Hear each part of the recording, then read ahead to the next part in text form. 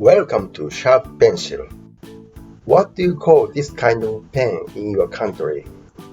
As far as I know, in some countries, they call mechanical pencil.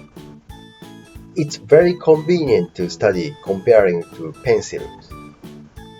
In Japan, we call it Sharpen, which is abbreviation for sharp pencil, because the edge of mechanical pencil lead was sharp. I'm sorry, I was liar.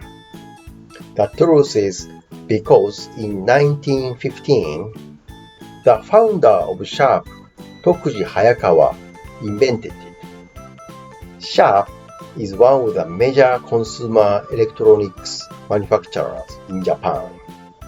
Sharpen, Sharp pen, spread from Japan to the world as mechanical pen. Thank you very much for watching this movie. Your channel subscription would be highly appreciated. Thank you.